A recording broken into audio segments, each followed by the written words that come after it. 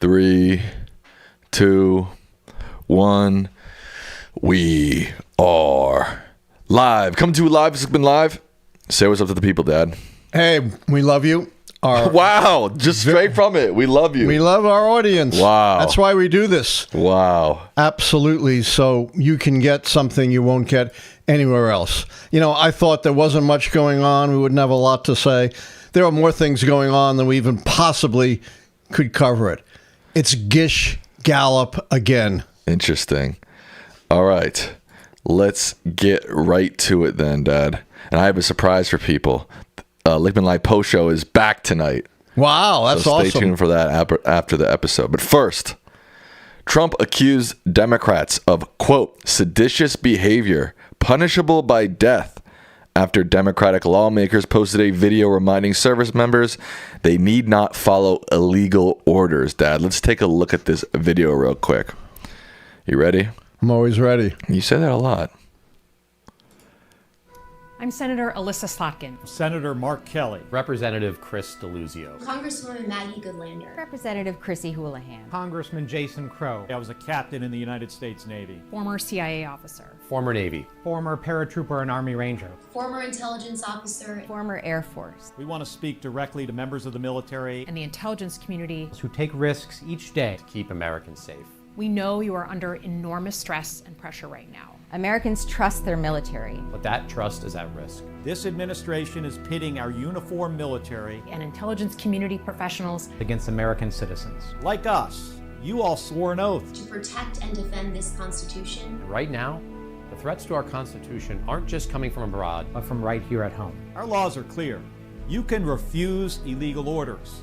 You can refuse illegal orders. You must refuse illegal orders. No one has to carry out orders that violate the law or our Constitution. We know this is hard and that it's a difficult time to be a public servant. But whether you're serving in the CIA, the Army, or Navy, the Air Force, your vigilance is critical. And know that we have your back.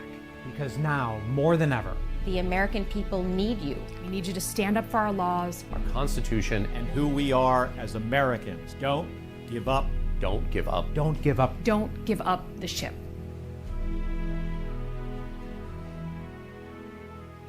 Okay, so that was the video, Dad, that triggered Trump's seditious behavior tweet, calling it, also saying that it was punishable by death.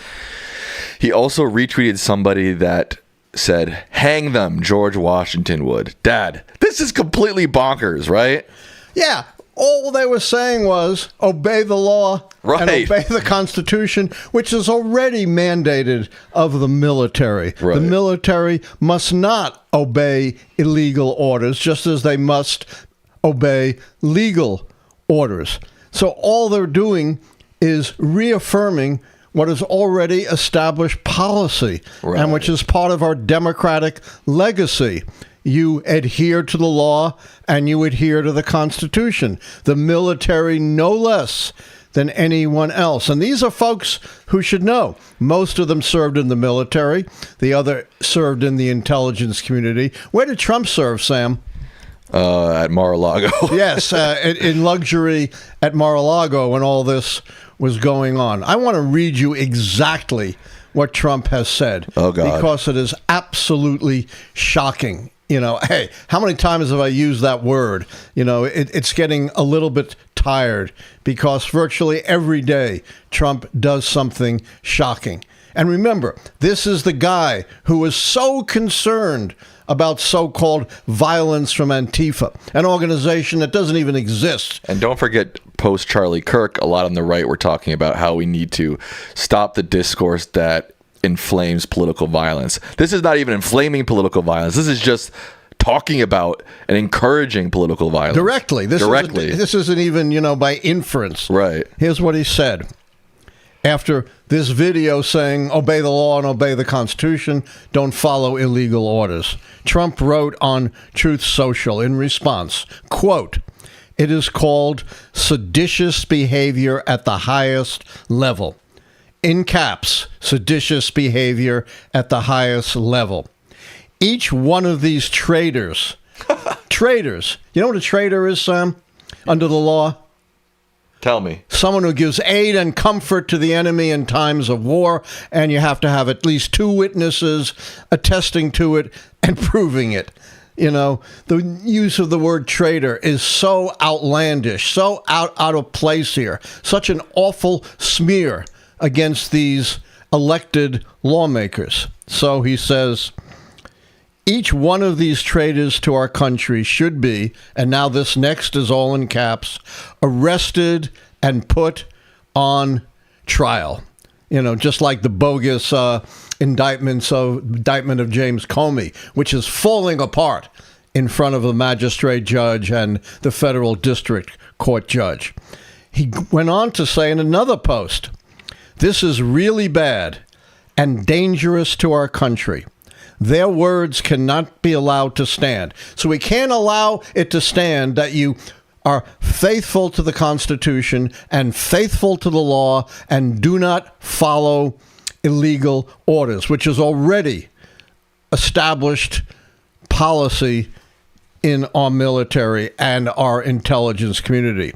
He then goes on to say in caps, seditious behavior from traitors, 3 exclamation points, lock them up, 3 question marks. Then in a third post, he adds, seditious behavior, punishable by death in capitals with an exclamation point. Then he reposted a statement that said, hang them, George Washington would, in caps, double exclamation points. Double? Double. Wow. This is not the same time that Trump has advocated death to those with whom he disagrees, right? Right. We have the head of the Joint Chiefs of Staff, General Milley, Mark Milley, who had, after the January 6th insurrection, sent information to China saying, calm down, things are under control, you know, we don't want anything to escalate internationally. Trump called him a traitor and said he should be punishable by death. And then he posted this video of another person who he regards as an enemy. I've never seen anyone with so many enemies. The very conservative former U.S. Representative Liz Cheney, the daughter of the recently late Dick Cheney, whose funeral was held today. And who wasn't invited to the funeral, by the way? Trump or J.D. Vance. He had a picture of her before a firing squad with multiple rifles being pointed at her. He posted a video of Joe Biden being hog-tied at the back of a truck. And this is the guy who's so worried, you know, about inflaming violence. Well, you know, he's not. Come on, we all know he's not. We all know that's phony. Even I even think his supporters know that he doesn't mean that when he says it. He just says it for political reasons. Exactly. And he does just the opposite. No president in our history has come as close to advocating and inflaming violence, including death to his political enemies, as Donald J. Trump. We have never seen this. And I've studied our history from the founding to the present. Let me give you an example of what happens when you obey illegal orders. There is an egregious, horrendous example of that. Do you know what that is, Sam? Well, you told me earlier. I did. So I kind of fixed it. The My Lai massacre during the Vietnam War, where Lieutenant Calley and others obeyed an illegal order to wipe out a village of civilians. You know how many people were killed in the My Lai massacre? No. Anywhere between 347 and 500, not armed combatants, but civilians killed because subordinates obeyed an illegal order. That's why it has always been the policy of our military and our intelligence community. Not only do you have a right not to obey an illegal order, you have a responsibility not to obey an illegal order because of the horrific consequences thereof. And it takes guts. you're putting yourself at risk, particularly in this administration. Yeah, definitely. If you challenge it and say this is an illegal order, I'm not going to obey it, then that's going to go into the courts, and we'll see what might be the result of standing up against an illegal order. Even more astonishing. Really? No. Yes. What's more astonishing than this? It's not more astonishing, Okay. but I Also I astonishing. run out of words. Right. One of the ultimate Trump loyalists, Kathleen Leavitt, was asked about this. Caroline Leavitt. I White always get House it wrong. White House press secretary. Yes. So she gets up and she goes on this rant and says that the Democrats said that you should disobey a legal order. Right. She was just lying. Just lying through her teeth. You saw it. Right. That's how we played it. We have it on tape. They don't care. No. They don't care what the evidence is. They're going to lie through their teeth to protect themselves. And I don't know how she could lie like that. It's not just a minor lie. It's directly the opposite of what they were saying. Yeah. And she, reason Trump loves her is she does all this with a straight face. And I guess so, yeah. I guess, and like so many other women around Trump, she's quite attractive. But, this lying, you can't keep track of it. It kind of is the ultimate gish gallop. So not only does Trump totally misunderstand what it means to be a traitor. What it means to be a traitor is not to disagree with you. That's your constitutional right under the Fifth Amendment. What it means to be a traitor is not to be faithful to the law and the Constitution. That's exactly the opposite. These people served our country. They're patriots. Trump never served. No one in Trump's family has ever served. That's fine.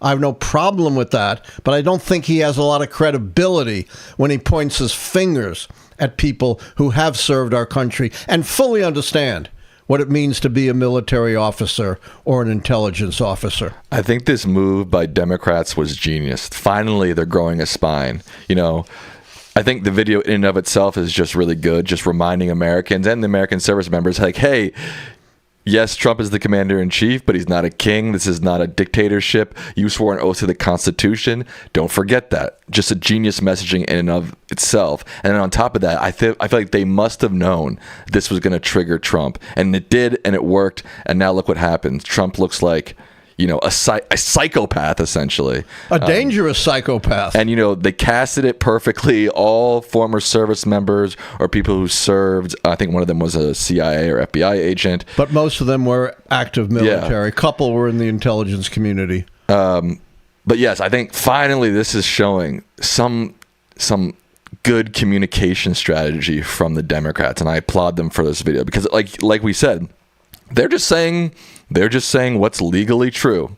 Don't obey illegal orders. But they knew that Trump was going to flip his lid, and he did, and now he looks psychotic. Perfect move by the Democrats. Absolutely. Finally, as you say, the Democrats are growing a spine and getting smart. The way you deal with Trump is not to attack him directly, although you should do that. But the most effective thing is to bait him and let him sink of his own accord. And that's exactly what this brilliant move achieved, as well as giving the Democrats a demonstration of a stiff spine and showing that they're on the moral high ground. It's not Trump who's on the moral high ground here. It's the Democrats. And by the way, there have been some polling information, I think. Oh, we're already moving on to the next topic. I think so, unless we have something more to say about this. Okay, let's do it. We got a lot of topics to cover. True. A new Marist poll, excuse me, let me try that one more time. A new Marist poll offers early insights into the 2026 midterms, showing which voter blocks are shifting and which races might flip. Yeah. It's been a very bad time for Donald Trump, as we know. His party getting thrashed in the off-year 2025 elections, his horrendously inept and, despicable response to the Epstein material, his hand-picked U.S. attorney who's never prosecuted anything getting shredded in federal court. The Justice Department having to do flip-flops that must be, real painful to their neck. It's not a good time for Trump. And this poll is before what we just talked about. The Democrats upholding the Constitution and the law, baiting Trump into, a horrendously dangerous and unpopular response. So this poll is before what we just talked about. Keep that in mind. Okay, I will, sir. And we're talking about the 2026 elections. Oh, I thought we were talking about the 2056 elections. Well, if Trump would have his way, right, we won't have elections until 2056 at the earliest. Yikes. So this is important. We understand, the election is a long way away. But nonetheless, this poll is absolutely eye-popping. It's known as the generic congressional poll. Marist poll, very respectable, completed this month. It's not old, November 10th, but it's before a lot of the awful things have come out. And what it says is a majority of registered voters nationally, 55%, say they would support the Democratic candidate for Congress in their district if the election was held today. We know it's not held today. It's not predictive, but nonetheless, as a flashpoint, as a snapshot, it's still pretty revealing because you almost never in the history of generic polling seen anything like this. So the Democrats are at 55%. The Republicans aren't even at 45%. They're at 41%. An extraordinary, whopping 14-point advantage for the Democrats. Something you just never see, in our highly polarized, balanced politics. One party having that kind of a lopsided lead for a snapshot, understood. I'm not predicting anything, but, for the moment, it's pretty wide opening. And here's another eye-opening aspect of the poll.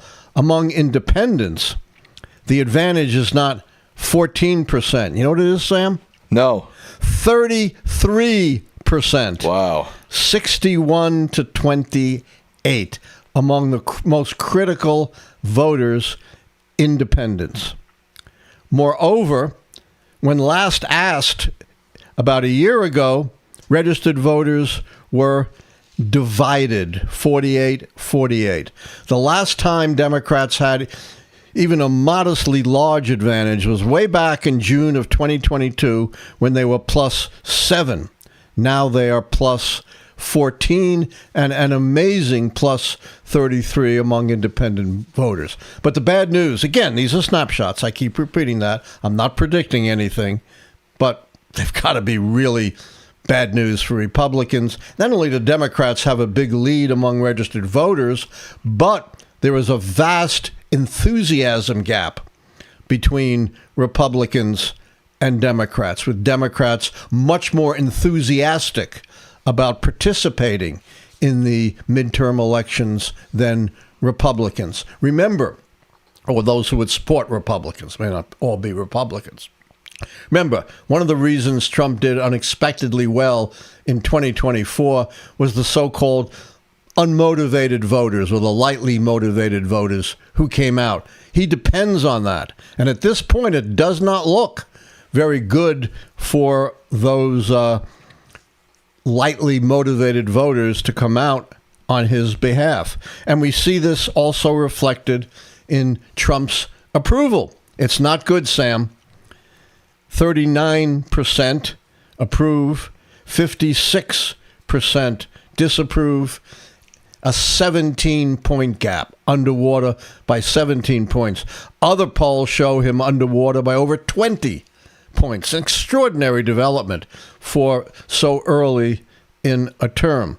Only 26% of Americans say they strongly approve of the job President Trump is doing, while 48%, 22 points higher, strongly disapprove. Again, This is just a snapshot, but it's pretty eye-opening. And it's before a lot of the more recent problems have fallen atop President Trump and his supporters. Now, I've heard that the Senate, no matter how good the Dems do, might be out of reach. Do you think that's true, or what's your perspective on that? If you had asked me a few months ago, I would have said absolutely out of reach. Doesn't seem to be out of reach any longer. There are a number of states now that seemed out of reach that Democrats could possibly pick up. Iowa, Maine, even, and I don't believe this, even a long shot in Texas. So there are states that are coming into play that we didn't think were in play before. I feel like every election cycle, they're like, oh, the Dems are going to win the Senate in Texas, and then it never happens. I know. I'm not very optimistic about Texas. But now a lot of, so-called red states have really come into play. And we saw the Democrats vastly outperforming expectations in the off-year elections, in the 2025 elections. So, and we see a 14-point gap in, voter sentiment about Congress, which would include the Senate. So, yes, I think it's a long shot. And I certainly wouldn't say it's more likely than not. But at least now, over the last few months, given all the horrific blunders and everything else that's fallen upon this administration, it's a possibility. And here's the thing. You cannot run away from the president of your own party. That all of Trump's troubles, all of his unpopularity, is going to affect every Republican candidate, just as we saw with Citarelli in New Jersey, who tried to distance himself from Trump, and he lost by about 15 points. So yes, Democrats have to outperform expectations to have any hope of winning the Senate, but I would say it's not impossible. Okay, our next topic. The Trump administration is moving to strip protections for hundreds of species under the Endangered Species Act, a major shift in U.S. wildlife policy. This has kind of fallen under the radar with all of the attention being put to Epstein, Trump's calling for the death penalty. But this is phenomenally important. The Endangered Species Act. And by the way, your brilliant mom at one point was head of the National Endangered Species Coalition. So we know how important the Endangered Species Act is to preserve God's gift to us. One of God's most precious gifts to humanity is our beloved wildlife. And now Trump has signaled he's willing to sacrifice that, to destroy habitat, to destroy protections, to let our beloved animals move even closer towards extinction. To what end? So his rich friends can get even richer.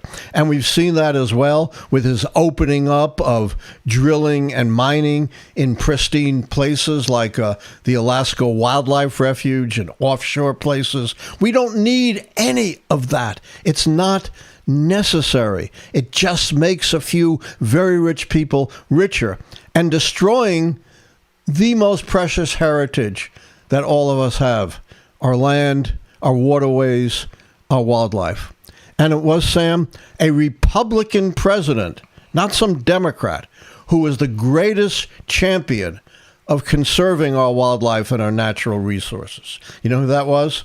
Teddy Roosevelt. Teddy Roosevelt, who really began, the development of national parks and national forests and the preservation of our land, our waterways, and our wildlife. And now, Donald Trump wants to absolutely trample upon and violate, one of the most precious legacies of one of our greatest Republican presidents. To no end. It doesn't benefit us. It benefits a few at the enormous expense of the rest of us. We will regret it forever, if this goes into effect. And it really serves to diminish the survival of our beloved wildlife.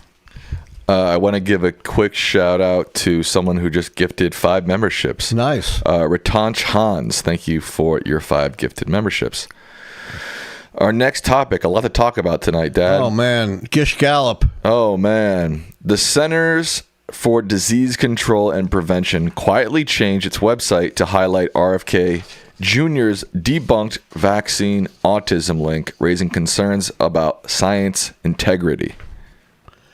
Surprise, surprise. Yeah, no surprise. You know, he lied through his teeth at the confirmation hearings, downplaying his anti-vax activism that has been the hallmark of RFK Jr. for decades. Somehow he pulled the wool over the eyes of Dr.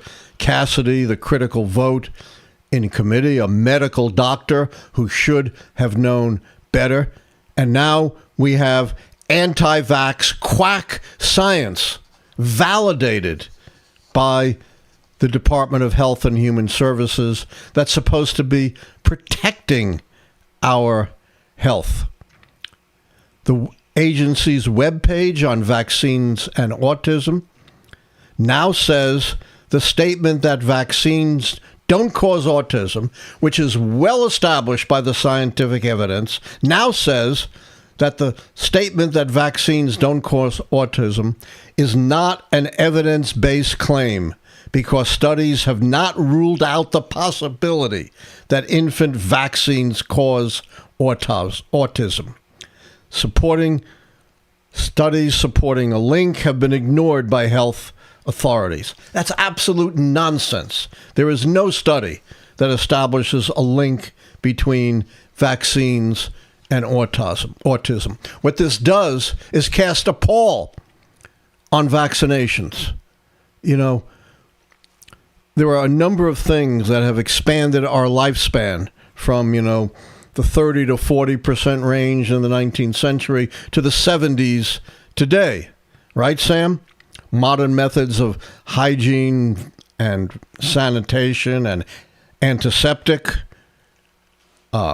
antibiotics, and vaccines. Vaccines are critical to protecting our health.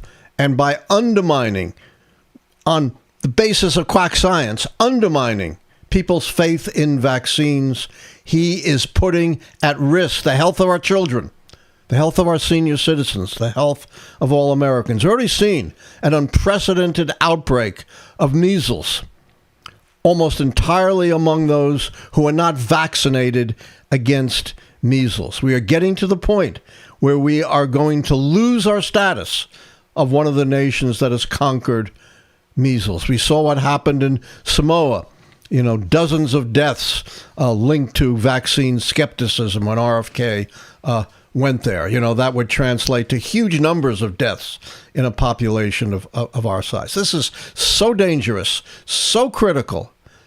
And here we are again, Mr. Cassidy, who believed Kennedy. He now says, too late, Dr. Cassidy, too late. I'm a doctor who has seen people die from vaccine-preventable diseases. What parents need to hear right now is vaccines for measles, polio, hepatitis B, and other childhood diseases are safe and effective and will not cause autism. Any statement to the contrary is wrong, irresponsible, and actively makes Americans sicker. Too little, too late, Dr. Cassidy. You should have known that RFK Jr. would say anything to get your vote. You should never have believed him, because confirmation hearings mean nothing.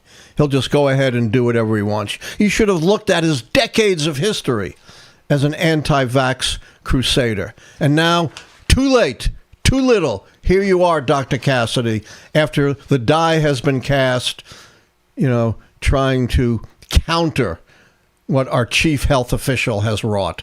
Shame on you, Dr. Cassidy. Shame on you. You're complicit in this. Agreed. That a federal judge has ordered the Trump administration to end the National Guard deployment in Washington, D.C., ruling its continued use is unconstitutional. Yes, this is very important also. Everything is. And we've been talking about this for a very long time.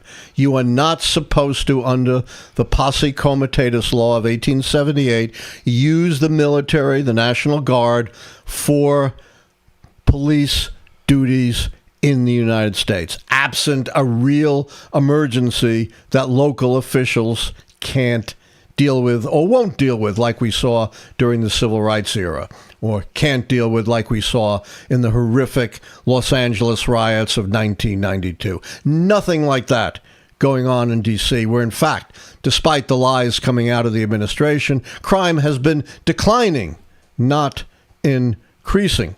And the federal district court judge, Gia Cobb, ruled that the president lacked the power to deploy the D.C. Guard for, quote, non-military crime deterrence missions in the absence of a request from the city's civil authorities. Even though the president is the force commander-in-chief, he does not have unlimited power to deploy the Guard as he sees fit. Well, Trump thinks he has unlimited power to do anything he wants, to use the National Guard against local authorities without a real emergency, to police our fellow citizens, to engage in extrajudicial killings of boats on the high seas without due process, without any proof of why that could be justified.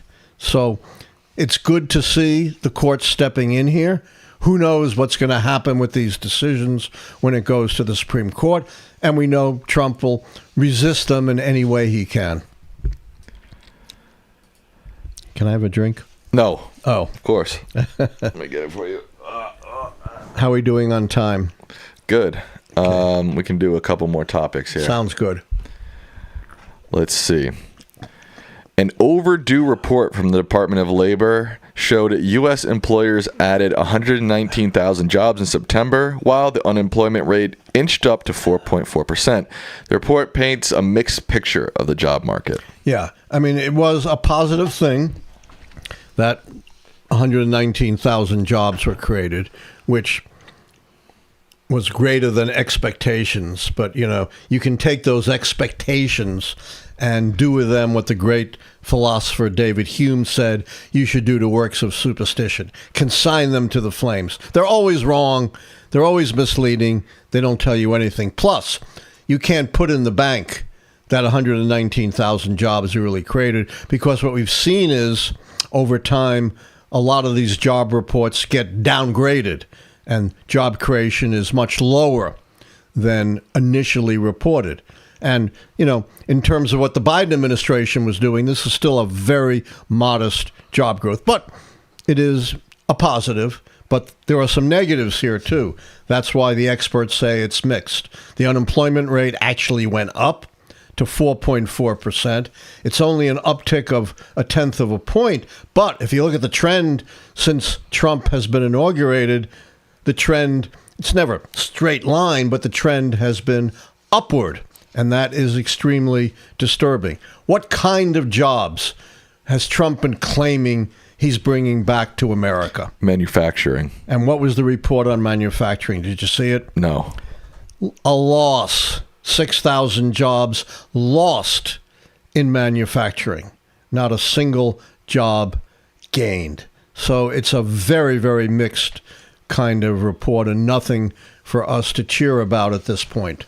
But there is some good news in it.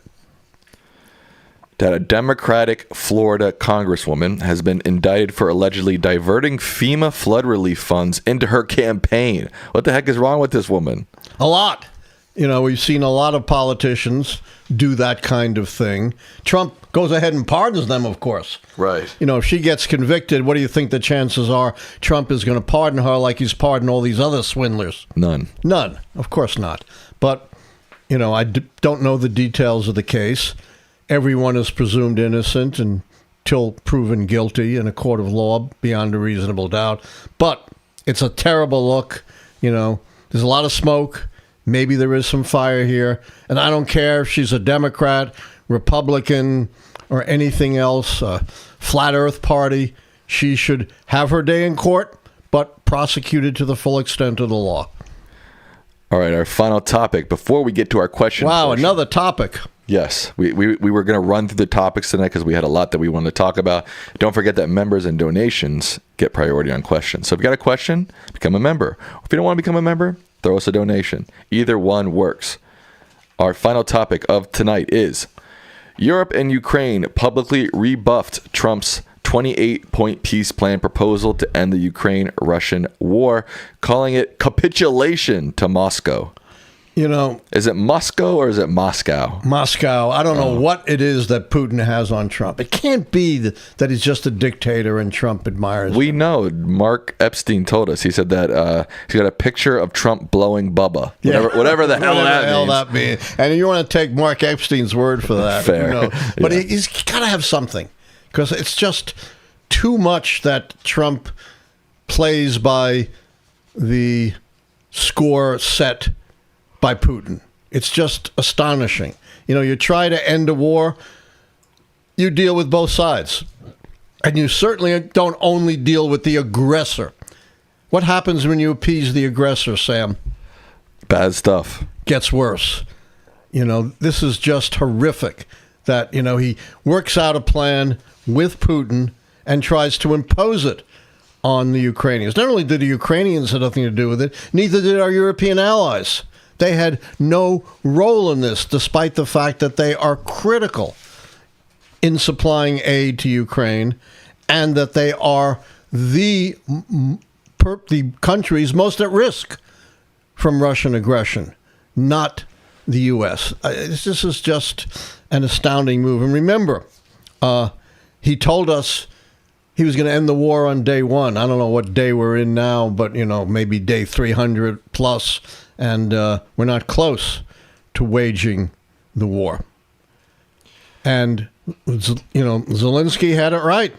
He said from his perspective, talking about the Russians, there can be no reward for waging war. Something Trump doesn't care about one whit. He just cares about cozying up to Vladimir Putin. And by the way, the Putin advisor, Mr. Dmitriev, who came to the U.S., he's under U.S. sanctions. What? Yes, he is a sanctioned Russian, and the sanctions had to be waived by the Trump administration to even let him come to the United States to meet with Trump's official to work out the, you know, with the Russians, this 28-point peace plan. Okay, with that, we will move to our question portion of Lichtman Live. We've got almost 1,300 people watching, but only 500 likes. Make sure you like the stream. I know you're sitting there and you're like, oh, some of you are sitting there and you go, oh, I didn't like the stream. Let me do it. And then I know some of you are sitting there going, should I like it? Should I not? It's totally free. And last week we pushed to 1,000 likes during the stream. I think that helped the video a lot. It was one of our better videos recently. So please like the stream. If you're new and you're not subscribed, subscribe. Turn on that notification bell so you know that we're live. Remember, donations and memberships get priority on questions. And we really need those memberships and donations. You know, we're not ABC or BBC. You know, we operate on a shoestring. We really need help. Our first question is a $10 donation from Carly Mick Isaac. Man, some of these names are hard to figure out. Yeah, you're doing well. Since the administration is claiming that they're unable to produce the October jobs report, I'm wondering if the 119,000 number from September is for September and October combined. It's not supposed to be. Right. It's supposed to be just the September report. But with this administration, you know, you can never take anything at face value. But at least reportedly, and I haven't seen anyone who's investigated this debunking it, it's supposed to be September, but, you know, you raise an interesting issue there. Thank you to Rinach Hans for another 5 gifted memberships. Diane Kastner says, what were your impressions of Dick Cheney during his term as congressman and as vice president? I remember not particularly liking him, but I didn't really follow politics back then. According to his family, he was well loved, and that's what's important. What do you think? I'm sure he was well loved by his family. He was not especially well loved by the American people, and certainly not those who were not in the far right wing. He was one of the most conservative of members of Congress when he was a member from Wyoming. He was one of the most influential vice presidents in history and presided over some very dubious, very challenging policies, including kowtowing to the big energy companies as head of George W. Bush's energy task force. And he was a big force behind one of the great American disasters of recent times, the invasion of Iraq. He was pushing, the totally debunked and discredited idea that Iraq was harboring al-Qaeda terrorists. In fact, Saddam Hussein was a secularist, head of the Ba'ath Party, and he and the extreme Islamicists like Osama bin Laden hated each other. So I was not a big fan of Cheney as a member of Congress or as vice president. I did come to respect him, even though he was, very conservative and did not recant his conservative views for someone from the right sounding the warning against Donald Trump. And of course, his daughter, Liz Cheney, was probably the most prominent conservative leaders to sound the warning against Trump. So to a limited extent, in my eyes, and it's purely subjective, he's redeemed himself. I don't agree. I still think he's a pretty terrible vice president. Oh, I said that. Yes, I agree. Okay, we don't disagree. Joanne Roberts just donated $20 Australian and said, no question, just a donation. Thank you so much. Trump will be meeting with Mamdani on Friday. Thoughts? Yeah. Oops. That's a really good question. Trump has no center, no moral compass. So what he is going to do is try to neutralize Mamdani, who's a powerful, exciting force within the Democratic Party. And to the extent, he can associate him with Trump, I think Trump is thinking, well, maybe I can diffuse some of his support. Right. Professor, this is from Brian. Professor, should Pam Bondi be impeached for allowing the Department of Justice to be turned into Trump's weapon against his political rivals? Oh, absolutely. I think she's committed an impeachable offense because there's supposed to be a firewall between the political side of the administration and the Department of Justice. She is not Trump's lawyer. Trump has his own White House lawyer. She is the people's lawyer. Her oath is to the Constitution, not to Donald Trump. And it seems to me one could make a reasonable case that she is in dereliction of duty, violating her oath to the Constitution, and instead illicitly serving the political side of the administration, which would never happen to an attorney general. Whether that's an impeachable offense, what does high crimes and misdemeanors mean? The late, great Gerald Ford, when he was minority leader in the House, once said, it's whatever the House of Representatives decides it means. Gerald Ford. There's a name you probably haven't thought of recently. You know that there's a funny sketch where Dana Carvey on SNL is playing Dan Rather or something, and they're pre-recording Gerald Ford's obituary. It's a very funny skit, and he goes. Gerald Ford gets kind of a bad rap, He was considered stumbling and clumsy.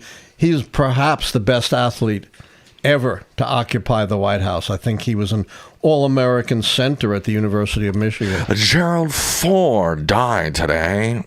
You never seen that sketch? No. Oh, okay. This is from Limited Light. They say, I'm interested in a further investigation of a quote in your latest book from about 100 years ago regarding Christianity being a message for individuals versus an apparent older concept that an entire, quote, nation bears responsibilities for the sins of individuals. Yes, a big divide took place in the early 20th century. Whoa, $100 donation from Joss Callant. Wow, Callanet. You can ask two questions. Wow, thank you, Joss. Go ahead. So a big divide within Christianity occurred in the early 20th century with the rise of what's called the fundamentalist movement or evangelical Christianity, which was a repudiation of an earlier Christian tradition called the social gospel, which said the teachings of Jesus, this is within Christianity, should be interpreted as improving society, nation as a whole, the world as a whole, particularly uplifting those in stress, those who are vulnerable, those who are in poverty. And we should use the government in a positive way to implement the broad social reforms that are developed out of the teachings of Jesus. The fundamentalist movement or evangelical movement rejected that idea and said, secular reforms don't work. We have to be faithful to God. And our main message is not the reform of society, but the salvation of souls. This is a $10 donation from Mandolia. They say, how do you think SCOTUS will rule on the Voting Rights Act and how soon? The answers to those questions could possibly flip at least 12 seats red and keep the Democrats from ever taking the House. I don't disagree with that, but I can't comment on the substance of this matter because I'm involved in litigation. As not targeted at me. I'm an expert witness. $5 donation from CD. They say, did you see the Coast Guard has now removed swastika symbols and nooses from its list of hate speech symbols? I did not see that. I am shocked and appalled. As an American Jew who had family murdered by the Nazis during the Holocaust, I cannot believe that swastikas and nooses, which of course were symbols of lynching, not of my ancestors, but of the ancestors of many African Americans. It's an outrage. It's an attempt that we've seen in so many ways by this administration, including the whitewashing of one of the worst racists and anti-Semites in America, Nick Fuentes, to downplay, undermine right-wing terror and human rights violations and somehow make the pivot to the left. It's just reprehensible, and it outrages me in every fiber of my body. Thank you again to Joss Calinet for your big donation. John Rogers donated $20 and said, thanks guys for all your hard work. I really enjoy what you do here. I'm excited the post show is back. Don't forget the post show tonight after how about a the poll? show. What kind of poll you want? Do they like me better with the beard or clean shaven? Okay, beard or no beard on Allan. Let's Right. see. All right, give me a second. I got to get this poll up. While I do that, I'm going to throw the next question to you. Absolutely. $5 donation from Heather. They say, repealing the Endangered Species Act is evil. Doesn't Congress need to approve this? Trump doesn't care. How many things that he's done have gone through Congress? Like the virtually the big tax bill for the rich. That's it. That's it. Nothing else. So, of course, Trump doesn't think this has to go through Congress. He thinks he can make it administrative rule. And maybe he can. I'm not, enough of a lawyer to decide whether he can or not. But the right thing to do, of course, would be to go through Congress. There is a 30-day public comment period. I don't think he'll pay any attention to it, but those who care about preserving our heritage should chime in on this. From our good friend Philip H., they say, what major political events caused the sea change between Democrats and Republicans, Southern conservative Dems, liberal conservatives, besides the Civil War? The Voting Rights Act and Civil Rights Act of 1964. Lyndon Johnson purportedly, I don't know if this is true or not, but it rings true, purportedly said after the passage of the Civil Rights Act of 64, I believe we have just lost the South. From the end of Reconstruction through really the late 20th century, the South was the most solidly Democratic region in the country because it had snuffed out black voting, and white supremacists who controlled the South were voting against the party of Lincoln. You know how many southern states FDR lost in 4 elections? None? None. And won them mostly by, even though he was a big liberal. That began to change as the Democrats began to be associated with civil liberties, civil rights, and voting rights for African Americans. And this was really ratified in an election that doesn't get nearly enough attention, the midterm elections of 1994, when for the first time in 40 years, Republicans took back the House and the Senate, and for the first time became the dominant force in the South, the force we see today. This is from the Mad Hatter. They say, would a case relating to the Epstein files be brought up to SCOTUS? Also, an unrelated question, is there anything you know or like about the opera? Hey, I kind of like, some of the songs in the opera. Just the fact that I don't know a lot about it doesn't mean I'm opposed to the opera. For all you opera lovers, you have my love as well. And there was another part of this question. Would a case relating to the Epstein files be brought up to SCOTUS? That's absolutely possible. If, as I think is certainly a possibility, Bondi stonewalls on release, but I think more likely she makes a limited release that protects Trump and only goes after Democrats, even though supposedly they're only investigating Democrats. I saw another astounding thing I got to bring up about Bondi. Earlier she had said, I've been through these files. There's absolutely nothing that would warrant an investigation of any unnamed third parties. In other words, anyone who, unlike Maxwell and Epstein, had not been previously charged. Then she was asked, why'd you change that? And you know what she said, Sam? Tell me. New information. Well, she acted literally within hours of Trump instructing her to bring these indictments. Right. What new information could possibly have crossed, even if it was a week, what new information that changed everything? And where would it have come from? Could possibly have crossed their desk. And moreover, this has to be one of the great miracles of all time. The new information only targeted Democrats. It only targeted the people, the Democrats that Trump named. Didn't target Trump or any of Trump's buddies like Steve Bannon. What a miracle. This is equal to the loaves and the fishes. Right. I don't know what the loaves and the fishes are, but sure. You can guess. Here for Today wants to know, how's the exercise program going with your shoulder? Is it still healing? That's a great question, and the answer is yes. It's progressing really well. I'm in physical therapy twice a week. I have an exercise regimen, but it's a very long process. I'm told it'll be at least another 2 months before I can start intensive training for the next Senior Olympics in track. This is a question from Ratanch Hans, who donated, I think, already 10 memberships today. They Nice. say, I don't think you're going to know the answer to this question, but I'll throw it to you. Professor, what do you think about Bad Bunny being the Super Bowl halftime performer during the Trump administration?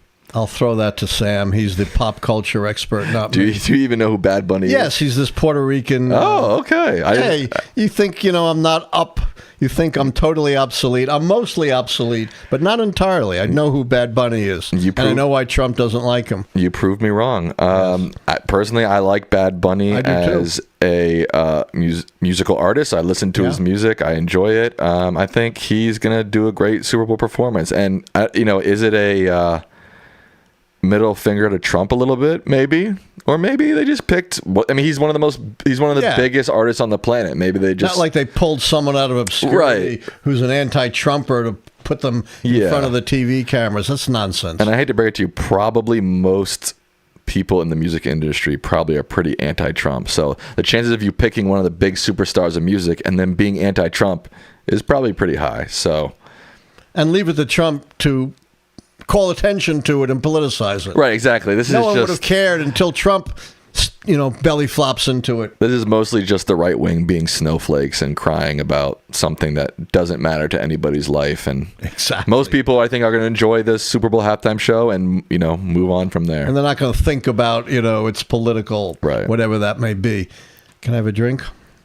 No. Oh, no. How much time do we have left? 3 minutes. All right, so we'll do, two more questions? 2 more questions. Okay. This is a $5 donation from Sandwater. They say, real talk.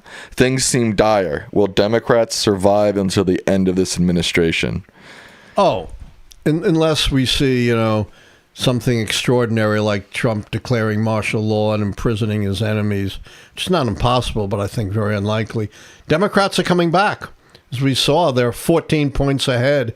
I'm not predicting anything from it, but it's a snapshot in the generic polls. As Sam said, they seem to be acting smart and with a backbone, learning that the best way to go after Trump is to go out there boldly and bait him, and he will fall for it every time. Okay, the final question tonight on Lichtman Live. But don't you worry. If you're like, oh, man, the show's ending, don't you worry. The Lichtman Live post show is coming up right after this. Wow, that's great. Our final question is, do you remember where you were or your first reaction to hearing about the Kennedy assassination? Do I ever? Really? I was a freshman in college, 16 years old, and I was in the lobby of the girls' dormitory. In those days, we actually did have separate facilities for boys and girls, and I was trying, without any success, to arrange a date with this beautiful young other freshman, Flora Ho. It didn't work out, but while I was there, I was hit with this incredible shock of the Kennedy assassination. Really, myself and so many others on campus, Brandeis Unit, we thought everything was going to be bleak and everything was over, and, Lyndon Johnson was going to be this Southern cracker. Not true at all. Here's a famous story which probably you haven't heard.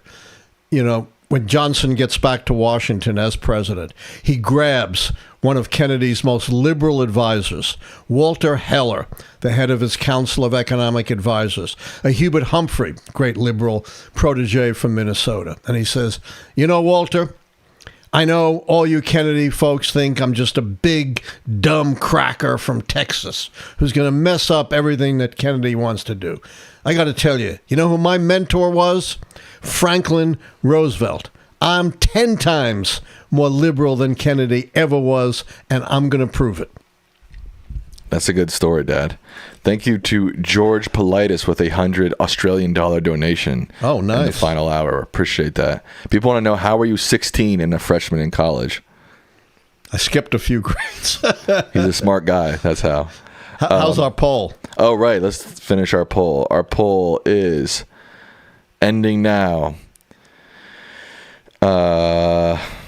Do you like Allan with a beard or no beard? 69% say no beard. 31% say beard. Oh, there's your answer. There we go. The people have spoken. The people have spoken.